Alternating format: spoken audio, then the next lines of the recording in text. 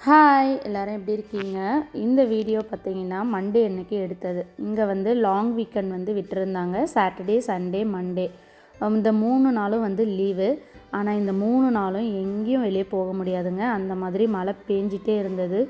எப்போ long weekend start ஆச்சோ அப்போ இருந்து பார்த்திங்கன்னா மழை இருந்துகிட்டே தான் இருந்தது. சாட்டர்டே பார்த்திங்கன்னா ஓரளவுக்கு மழையாக இருந்தது. ஆனால் மண்டே வந்து மழை தூறிட்டே தான் இருந்தது. சரி வீட்டிலே வந்து டே போதே அப்படின்னு சொல்லிட்டு ஃப்ரெண்டு வந்து இங்கே நாங்கள் இருக்கிற சபப்பில் இருக்கிற ஃப்ரெண்ட்ஸ் மட்டும் சேர்ந்து வீட்டிலே யாரோ ஒரு வீட்டில் வந்து குக் பண்ணிக்கலாம் அப்படின்ட்டு பிளான் பண்ணோம். நாங்கள் இது முன்னாடியே வந்து பிளான் பண்ணது. நான் சண்டே வந்து ஃப்ரெண்டு வீட்டுக்கு இன்வைட் பண்ணியிருந்தாங்க. சரி அங்கே போயிட்டு நைட்டு 10 ஆகிடுச்சு மறுபடியும் வீட்டுக்கு ரிட்டர்ன் ஆகிறது. சரி அடுத்த நாள் பிளான் வந்து கேன்சல் பண்ணிடலாம், மண்டே பிளான் வந்து கேன்சல் பண்ணிடலான்னு சொல்லிட்டு நினச்சிட்டே இருந்தேன். சரி ஓகே எங்கேயும் போகவும் முடியாது, சரி செஞ்சிடலான்னு சொல்லிட்டு 3 ஃபேமிலி சேர்ந்து வந்து ஃபைனலாக வந்து எங்கள் வீட்டில் தான் பண்ணுற மாதிரி பிளான் பண்ணியிருந்தோம். சரி வந்து வீடெல்லாம் ரொம்ப குப்பையாக இருந்தது. நைட்டு 10 மணிக்கு வந்ததுனால எதுவுமே வந்து க்ளீன் பண்ணலை. காலையில் வந்து ஒரு 9:30க்கு தான் எந்திரிச்சோம். லேட்டாக வந்ததுனால ஒரு சில நாள் தான் இப்போலாம் வந்து நல்லா தூங்க முடியுது. மற்ற நாளெல்லாம் பாப்பா நைட்டில் கொஞ்சம் டிஸ்டர்ப் பண்ணிகிட்டே இருப்பாள். அவள் தூங்கும் போதே நாம் தூங்கினா தான் உண்டுன்னு சொல்லிட்டு 9:30க்கு தான் நான் வந்து எந்திரிச்சேன். 11 தான் வந்து பிளான் பண்ணோம். 11 வந்து எல்லோரும் வந்துருங்க, அதுக்கப்புறம் நம்ம குக் பண்ணலாம். சேர்ந்து குக் பண்ணுறதா தான் பிளான் இல்லையா? அதனால் சரி அவங்க வந்த பிறகு குக் பண்ணிக்கலாம். ஃபஸ்ட்டு கிச்சனெல்லாம் வந்து நம்ம க்ளீன் பண்ணிடலான்னு சொல்லிட்டு ஃபஸ்ட்டு நான் கிச்சனுக்கு வந்து எல்லாத்தையும் க்ளீன் பண்ணி விட்டுட்டேன். வீட்டில் வந்து துணியெல்லாம் கொஞ்சம் காஞ்சி இருந்தது, அதையும் வந்து மடித்து வைக்கணும். அதுக்கப்புறம் இந்த தேங்காய் வந்து மார்க்கெட்டில் வந்து வாங்கிட்டு வந்திருந்தோம், ஃப்ரெஷ் தேங்காய். இதை வந்து உடச்சி பார்த்தோம், நல்லாவே இருந்தது. சரி ஒரு மூடியை வந்து துருவிக்கலாம், இன்னும் ஒரு மூடியை வந்து 10 போட்டு எடுத்துக்கலான்னு சொல்லிட்டு ஒரு மூடியை வந்து நோண்டி எடுத்து வச்சுட்டேன்.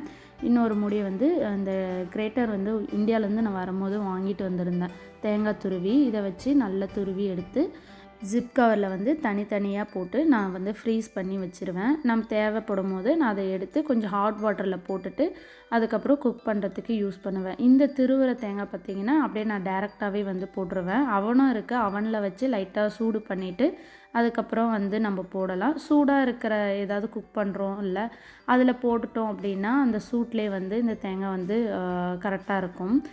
மோஸ்ட்லி நிறைய தேங்காய் வந்து ஃப்ரெஷ் தேங்காய் வாங்கும் போது பார்த்திங்கன்னா ரொம்ப கேர்ஃபுல்லாக தான் வாங்கணும். எல்லா தேங்காயும் வந்து ஃப்ரெஷ்ஷாக நல்லா இருக்குன்னு சொல்ல முடியாது. ஒரு சில தேங்காய் எல்லாம் வந்து பார்த்திங்கன்னா டேஸ்ட்டு வந்து ரொம்ப மோசமாக இருக்கும். ஒரு சில தேங்காயெல்லாம் கெட்டு போயிருக்கும், இல்லைன்னா வந்து எண்ணெய் ஆயில் வாடை வந்து அடிக்கும்.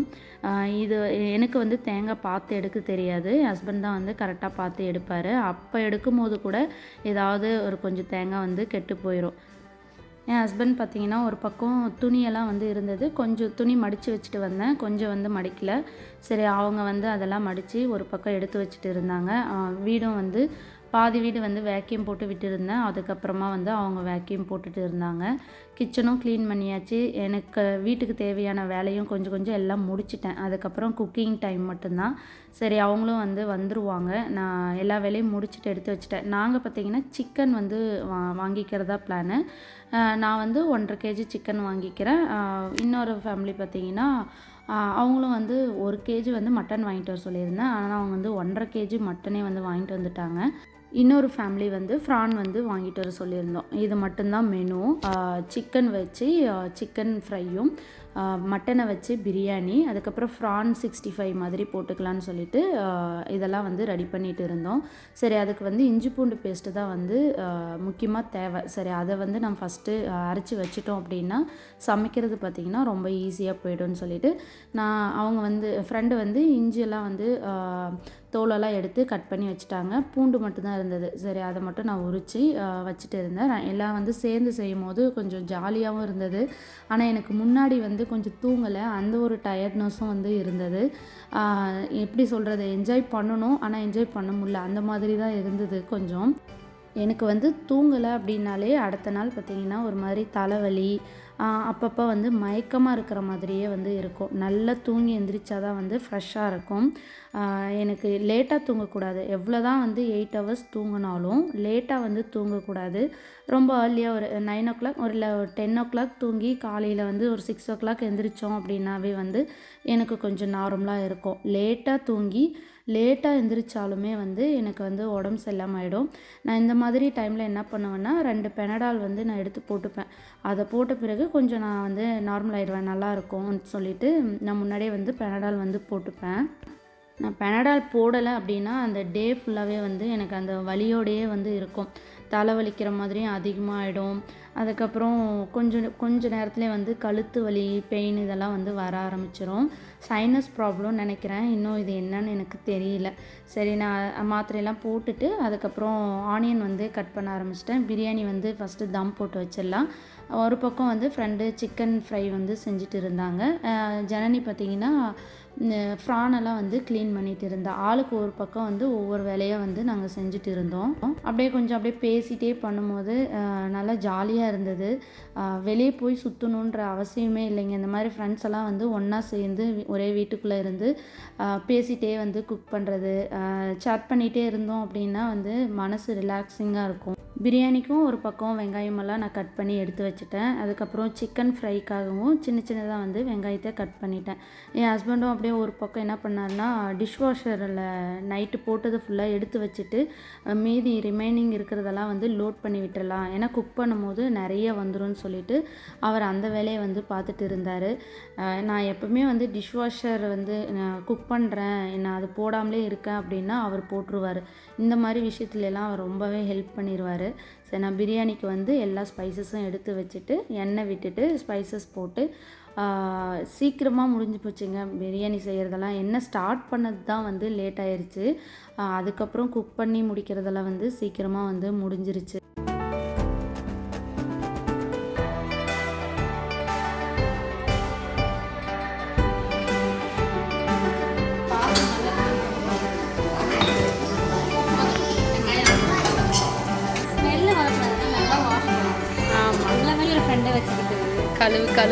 கழுவு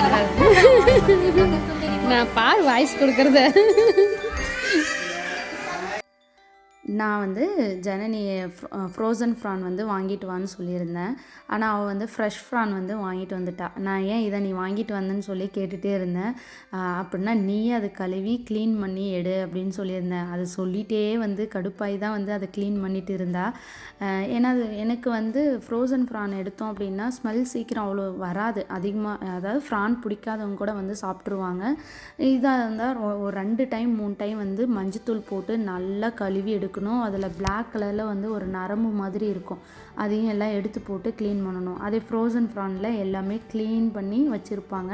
அது கொஞ்சம் பாதி குக்டாகவும் இருக்கும். ஸோ ஸ்மெல் வந்து அவ்வளோ வராது. சரி, ரொம்ப நேரமாக வந்து அதை க்ளீன் பண்ணி எடுத்து வச்சுட்டு இருந்தா. ஏன்னா 65 போடுறோம் அப்படின்னா அது வந்து ஃப்ரெஷ் ஃப்ரானில் வந்து தண்ணி விடும். ஃப்ரோசன் ஃப்ரான் பார்த்திங்கன்னா அவ்வளோ தண்ணி விடாது. ஏன்னா அது ஆல்ரெடி வந்து ஆஃப் குக்கில் வந்து இருக்கிறதுனால அது அவ்வளோ தண்ணி விடாது. சாப்பிட்றதுக்கும் வந்து நல்லாயிருக்கும். பிடிக்காதவங்க கூட கண்டிப்பாக வந்து சாப்பிடுவாங்க. ஃப்ரானெல்லாம் நான் இந்தியாவில் இருக்கும் போது பார்த்ததில்ல ஃபஸ்ட்டு, மேரேஜ்க்கு முன்னாடி. அதுக்கப்புறம் என் ஹஸ்பண்ட் வீட்டுக்கு வந்த பிறகு தான் வந்து நான் ஃப்ரானே பார்த்தேன். அதை ஃபஸ்ட் டைம் சாப்பிடும் போது எனக்கு சுத்தமாகவே எனக்கு பிடிக்கல. ஆனால் அதே ஆஸ்திரேலியா வந்த பிறகு பார்த்திங்கன்னா எனக்கு ஃப்ரான் சாப்பிட்டு ரொம்பவே வந்து பிடிக்க ஆரம்பிச்சிருச்சு. எனக்கும் பிடிக்கும், தம்பி எல்லாருக்குமே வந்து பிடிக்கும். ஃப்ரெண்டு வந்து ஃப்ரானெல்லாம் க்ளீன் பண்ணி நான் எடுத்து வச்சுட்டேன், ஸ்மெல் பண்ணி பாரு அப்படின்னு சொல்லிட்டு அதை ஒரு 2-3 டைம் எல்லோரும் ஸ்மெல் பண்ணிவிட்டு ஓகே, ஏன்னா அத்தனை டைம் வந்து போட்டு மஞ்சத்தூளெல்லாம் போட்டு அதை க்ளீன் பண்ணி எடுத்துகிட்டு இருந்தா. நான் எப்போ பிரியாணி செஞ்சாலும் எப்படி செய்கிறேன்னு சொல்லி கேட்டுகிட்டே இருப்பாள். எத்தனை முறை அவர் சொல்லி கொடுத்தா கூட அவளும் வந்து சூப்பராக குக் பண்ணுவாள். ஆனாலும் வந்து நான் செய்கிற பிரியாணி அப்படின்னா வந்து அவளுக்கு ஒரு பாக்ஸ் வந்து கொடுத்துடணும். இல்லைன்னா அதுக்கே நீ ஏன் செஞ்ச எனக்கு கொடுக்கல, அந்த மாதிரி சண்டையே பிடிக்க ஆரம்பிச்சிருவா. இன்னொரு ஃப்ரெண்டு பார்த்தீங்கன்னா, என்னோடய யூடியூப் பார்த்துட்டு என்னோடய சப்ஸ்கிரைபர் ஃபஸ்ட்டு. ஆனால் இப்போ வந்து நல்ல ஒரு ஃப்ரெண்டு.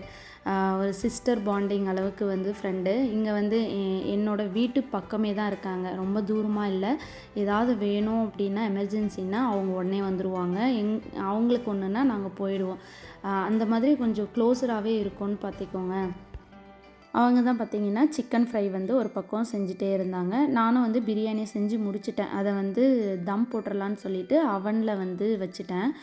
யூஷ்வலாக வந்து நான் கேஸ்லேயே வந்து தம் போட்டுருவேன். இந்த முறை வந்து அவனில் வச்சுட்டேன். ஒவ்வொரு டைம் வந்து அவனில் வச்சுருவேன். ஏன்னா கிச்சனில் வந்து நிறைய பாத்திரமாக இருக்குது. ஏன்னா நிறைய செய்கிறோன்னு சொல்லிட்டு நிறைய பாத்திரம் இருக்குது. அதனால் வந்து நான் அவன்லேயே வந்து தம் போட்டு வந்து வச்சுட்டேன். நல்லா உதிரியாக வரும், அடி பிடிக்காமல் வரும். அதுதான் நமக்கு முக்கியம். அடி பிடிச்சிச்சு அப்படின்னா பிரியாணியோட டேஸ்ட்டே வந்து லைட்டாக மாறிடும். ஸோ அவனில் வைக்கும்போது எனக்கு ரொம்ப கன்வீனியண்ட்டாக இருக்குது. அதுக்கப்புறம் சிக்கன் 65யும் வந்து போட்டிருந்தோம். கொஞ்சம் வந்து பசங்களும் சாப்பிடுவாங்க, எல்லோரும் ப்ரான் சாப்பிடுவாங்கன்னு சொல்ல முடியாது. ஸோ அதனால் வந்து கொஞ்சம் சிக்கன் 65 அதுக்கப்புறம் ப்ரான் 65யும் போட்டுட்டு பிரியாணியும் ஒரு பக்கம் ரெடி ஆகிடுச்சு, கிரேவியும் ரெடி ஆகிடுச்சு. எல்லோரும் சேர்ந்து சாப்பிட வேண்டியது தான். மோஸ்ட்லி எல்லோரும் சேர்ந்து உட்காந்து ஒரு இடத்துல சாப்பிட்றதுன்றதே வந்து ரொம்ப ரொம்ப நல்லாயிருக்கும். என்னோடய அம்மா வீட்லலாம் முன்னாடி எங்கள் வீட்டில் பார்த்திங்கன்னா 4 பேர், என் கூட பிறந்தவங்க மொத்தம் 3 பேர், என்னோட சேர்த்து 4 பேர். அதுக்கப்புறம் அப்பா அம்மா நாங்கள் எல்லோரும் சேர்ந்து ஒன்றா தான் உட்காந்து சாப்பிடுவோம். அந்த ஞாபகம் தான் வரும். ஏன்னா வீட்டில் பார்த்திங்கன்னா அவங்க பிஸியான டைமில் அவங்கவுங்க எல்லோரும் தனித்தனியாக சாப்பிட்டுட்டு கிளம்பிடுவாங்க. இந்த வீக்கெண்டு மட்டும்தான் வந்து இந்த மாதிரி சேர்ந்து சாப்பிட முடியும். அதுவும் இந்த முறை பார்த்திங்கன்னா ஃப்ரெண்டெல்லாம் சேர்ந்து சமைச்சு சாப்பிட்றதுன்றது நல்லாயிருக்கு. இதை வந்து நெக்ஸ்ட் டைம் வந்து கண்டிப்பாக பண்ணணும். நான் நல்லா தூங்கி எந்திரிச்சு ஃப்ரெஷ்ஷாக எந்திரிச்சு பண்ணணும். எனக்கு வந்து கொஞ்சம் டயர்டாக இருந்தாவே அந்த நாளே வந்து எனக்கு கொஞ்சம் ஸ்பாயில் ஆகும். இப்படி எல்லோரும் ஃப்ரெண்ட்ஸ் இருக்கும்போது ஓகே, கொஞ்சம் ஜாலியாக இருந்தது. அதுக்கப்புறமா வந்து எல்லோரும் கிளம்பிட்ட அப்புறம் திருப்பி நார்மலாக அதே மாதிரி இருக்கும். ஓகே, எல்லோரும் வந்து பிளேட்டில் போட்டு உட்காந்து சாப்பிட ஆரம்பிச்சிட்டோம். ஃபஸ்ட்டு வந்து கிட்ஸுக்கு வந்து போட்டு கொடுத்துட்டோம். அதுக்கப்புறம் நாங்கள் எல்லோரும் உட்காந்து சாப்பிட்டோம். இதோட நான் வீடியோவும் முடிச்சுக்கிறேன். இந்த வீடியோ உங்களுக்கு பிடிச்சிருந்தது அப்படின்னா லைக் அண்ட் ஷேர், சப்ஸ்கிரைப் பண்ணிக்கோங்க. உங்களுக்கு பிடிக்கல அப்படின்னா இந்த வீடியோவை ஸ்கிப் பண்ணிவிட்டு போயிடுங்க.